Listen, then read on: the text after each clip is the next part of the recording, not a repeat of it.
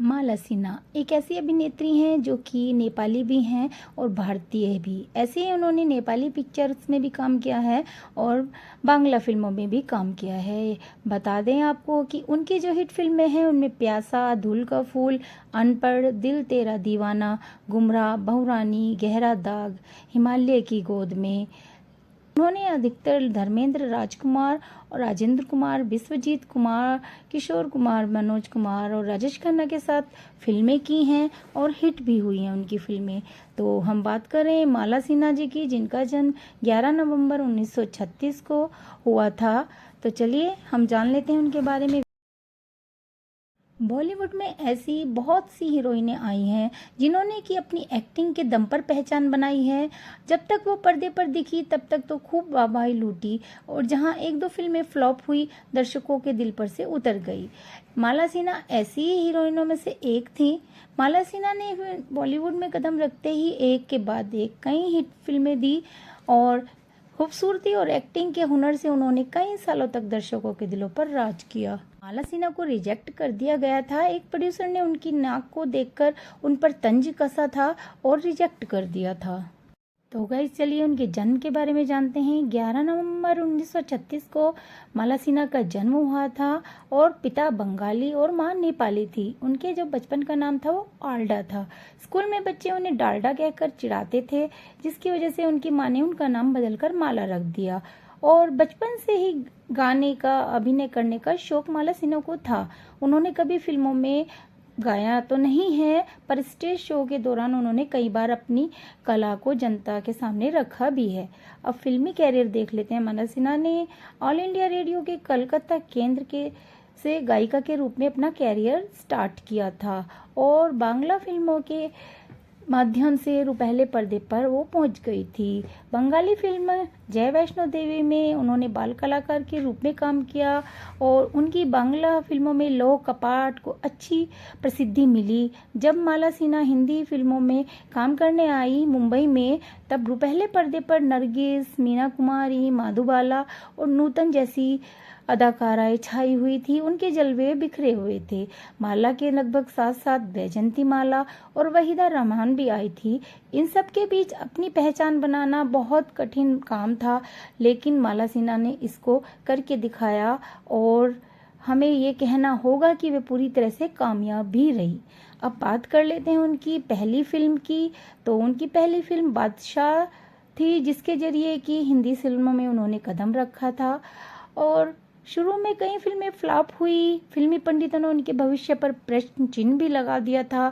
कहने लगे थे लोग कि यह प्रसिद्धि पाएगी या नहीं, और गोरखा जैसे चेहरे मोहरे वाली युवती ग्लैमर की इस दुनिया में ज़्यादा नहीं चल पाएगी, लोग का ऐसा मानना था। इन पर काफ़ी तंज भी कसे गए। इस सब की परवाह माला सिन्हा ने नहीं की और अपने परिश्रम किया, लगन और प्रतिभा के बल से उन्होंने अपनी ऐसी जगह बनाई जिसे कि कोई फिर हटा नहीं सका। और उनकी किस्मत जो बदली वो प्यासा से बदली। 1957 में मूवी आई प्यासा। फिल्म ने माला सिन्हा की किस्मत बदलकर रख दी। इस फिल्म में उन्होंने अदाकारी का जो जलवा दिखाया उसको लोग आज भी याद करते हैं। और इसके बाद तो जैसे समय बदल गया। फिल्म जहां आरा में माला सिन्हा ने शाहजहां की बेटी का रोल किया और इसको इतने खूबसूरती से निभाया कि फिल्म मर्यादा में उन्हें दोहरी भूमिका में लिया गया। अब बात करें कि उनकी फिल्में अधिकतर पारिवारिक होती थी। हिंदी सिनेमा में ऐसा बहुत कम अभिनेत्रियों के साथ हुआ है जिन्हें पर्दे पर देखकर आम महिला भी अपने आप को ही देखती थी, अपनी जगह देखती थी, निजी जिंदगी से जोड़ने लगती थी और इसी वजह से उन्हें पारिवारिक और सामाजिक फिल्मों में लगातार काम किया और अपनी ऐसी जगह बना ली कि उनके अदाकारी को देखकर महिलाएं अपने आंसू नहीं रोक पाती थी। माला सिन्हा की इसी खूबी ने उन्हें निर्देशकों का भी प्रिय बना दिया और उन्हें काम करने का लगातार अवसर मिलता रहा। हालांकि माला सिन्हा में हर तरह की भूमिका निभाने की क्षमता थी। यही वजह है कि उस वक्त के हर डायरेक्टर ने उनके साथ काम किया, चाहे वो केदार शर्मा हो, बिमल राय हो, सौरभ मोदी, बी.आर. चोपड़ा, यश चोपड़ा, अरविंद सेन, रामानंद सागर, शक्ति सामंत, गुरुदत्त, विजय भट्ट, ऋषिकेश मुखर्जी, सुबोध मुखर्जी आदि सभी ने उनको अपनी फिल्मों में हीरोइन के रूप में लिया। अब जान लेते हैं कुछ उनकी निजी जिंदगी के बारे में गाइस। बात 1966 की है। माला सिन्हा को नेपाली फिल्म माटी घर में काम करने का अवसर मिला और इसी वक्त उनकी मुलाकात फिल्म के अभिनेता चिदंबर प्रसाद लोहानी से हुई, जो इस फिल्म के नायक थे। फिल्म में काम करने के दौरान माला सिन्हा को उनसे प्यार हो गया और 16 मार्च 1968 के दिन दोनों ने शादी कर ली।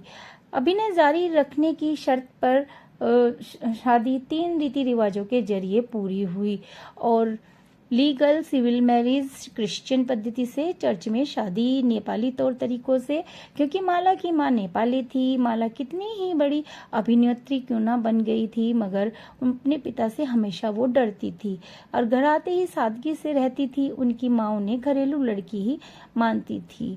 स्टार स्टेटस के घर बाहर ही छोड़ करके आती थी और रसोई घर में जाकर खाना बनाना और फिर प्रेम से मेहमानों को खिलाना इनके शौक रहे हैं। माला सिन्हा इन दिनों मुंबई में ही रहती हैं अपनी बेटी प्रतिभा सिन्हा के साथ और फिल्मों में अपना रास्ता तलाशने का उन्होंने प्रयास किया प्रतिभा सिन्हा ने, लेकिन वो सफल नहीं हो पाई। अपनी बेटी की फिल्मों की विफलता ने माला सिन्हा को भी निराश किया और उन्होंने इंडस्ट्री के लोगों से दूरी बना ली।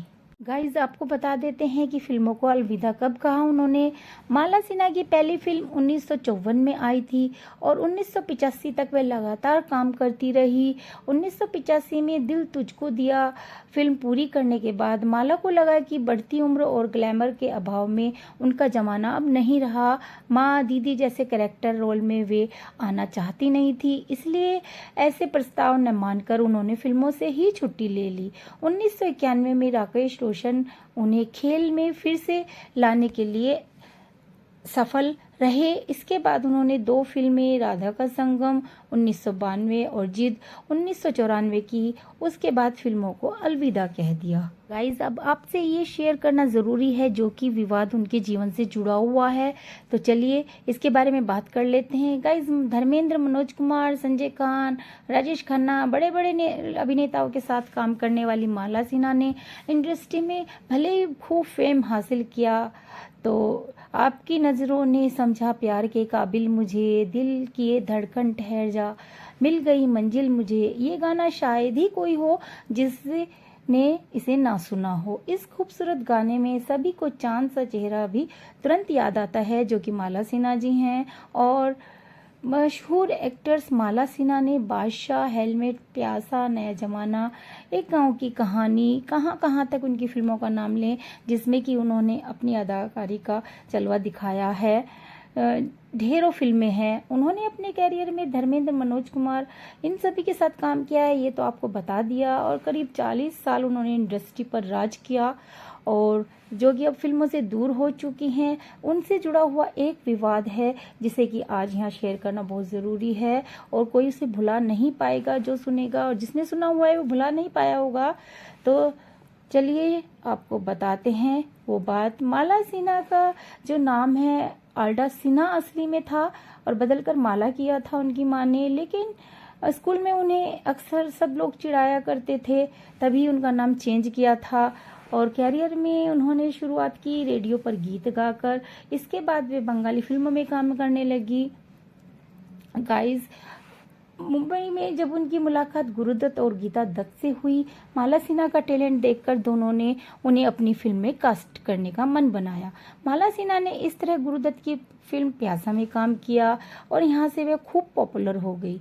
माला सिन्हा ने इसके बाद कभी भी पीछे मुड़कर देखा नहीं और बंगाली और बॉलीवुड में हिट फिल्में होने के बाद माला सिन्हा को नेपाली फिल्मों से भी ऑफर आने लगे। फिर उन्होंने नेपाली फिल्म के लिए हामी भरी और तभी उनकी मुलाकात सपनों के राजकुमार, उनके राजा चिदंबर प्रसाद लोहानी से हुई। नेपाली एक्टर चिदंबर को माला दिल दे बैठी और दोनों ने फिर शादी का फैसला कर लिया। दोनों की एक भी फिल्म नहीं है। तो चलिए अब आपसे विवाद वो शेयर करते हैं। माला सिन्हा को लेकर विवाद कई साल पहले खड़ा हुआ जब उन्होंने घर आईटी का पर छापा पड़ा। मीडिया रिपोर्ट्स के मुताबिक साल 1978 में माला सिन्हा के मुंबई वाले घर में इनकम टैक्स ने छापा मारा था। इस रानू उनके घर के बाथरूम की दीवार से 12 लाख रुपए मिले थे। इन रुपयों के सामने आने के बाद माला सिन्हा से आईटी ने पूछताछ की और इस दौरान में कुछ ऐसा बोल गई जिससे आज तक लोग भुला नहीं पाए हैं। कहा जाता है कि पिता ने एक्टर्स की कमाई में से ये 12 लाख रुपए निकालकर यहाँ रखे थे। इस घटना से माला सिन्हा बुरी तरह टूट गई। माला सिन्हा और शर्मिला टैगोर का एक विवाद भी लाइमलाइट में आया था। शर्मिला टैगोर और माला सिन्हा के बीच बात चलते चलते जिसमें कि माला सिन्हा ने शर्मिला टैगोर को थप्पड़ जड़ दिया था। तो चलिए आपको ये विवाद शुरू से बताते हैं क्या था। दरअसल ये घटना है फिल्म हमसाया के सेट की, जो साल 1968 में रिलीज हुई थी। इस फिल्म में माला सिन्हा और शर्मिला टैगोर लीड रोल में थे और साथ में जॉय मुखर्जी थे। इस फिल्म की शूटिंग के शुरू होने तक शर्मिला टैगोर और माला सिन्हा काफी अच्छे दोस्त थे। दोनों के बीच काफी बनती थी, लेकिन जैसे जैसे शूटिंग आगे बढ़ रही थी वैसे वैसे दोनों अभिनेत्रियों के बीच टकराव की स्थिति उत्पन्न हो रही थी।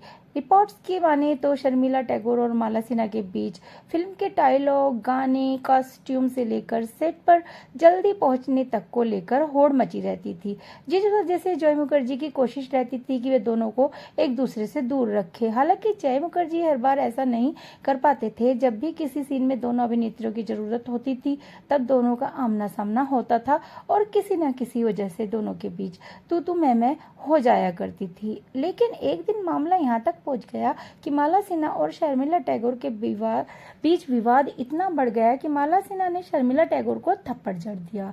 रिपोर्ट के मुताबिक माला सिन्हा और शर्मिला टैगोर के बीच किसी बात पर बहस हो गई थी और दोनों के बीच की लड़ाई इतनी ज्यादा बढ़ गई कि माला सिन्हा ने शर्मिला टैगोर को थप्पड़ मार दिया। यह सब कुछ इतनी जल्दी हुआ कि वहां मौजूद जो लोग थे वो सिर्फ देखते रह गए। कहा तो ये भी जाता है कि माला सिन्हा और शर्मिला के बीच हाथापाई की ही नहीं, गाली गलौज तक हो गई थी। हालांकि इस विवाद में कितनी सच्चाई है ये तो माला सिन्हा और शर्मिला टैगोर ही जानते हैं। जो बात मीडिया के थ्रू सामने आई है वो आपसे शेयर की गई है। तो माला सिन्हा के बारे में जो भी जानकारी थी वो आपसे हमने शेयर की और वो क्रिश्चियन है इसके बारे में तो मुझे पहली बार ही पता लगा है, आपको पता होगा शायद गाइज। तो इसी के साथ इस वीडियो को मैं एंड करती हूँ और ज़्यादा जानकारी कुछ माला सिन्हा के बारे में नहीं है और उनकी एक ही बच्चा है जो कि है प्रदीपा सिन्हा और वो फिल्मों में कामयाब नहीं हो पाई हैं और अब माला सिन्हा मुंबई में ही रहती हैं। तो गाइज इससे अधिक ज़्यादा जानकारी नहीं है और ये सब मीडिया के थ्रू ही हमें पता है। इसमें कुछ झूठ सच भी हो सकता है, इसकी गारंटी तो नहीं है गाइज। तो आपको ये वीडियो कैसा लगा? अगर आपको वीडियो अच्छा लगा हो तो लाइक करिए, शेयर करिए और आप चैनल पर नए हों तो चैनल को सब्सक्राइब ज़रूर कर दीजिएगा गाइज। अगली बार ऐसे ही किसी हीरोइन के बारे में हम स्टोरी या हीरो के बारे में लेकर के आएंगे। नमस्कार।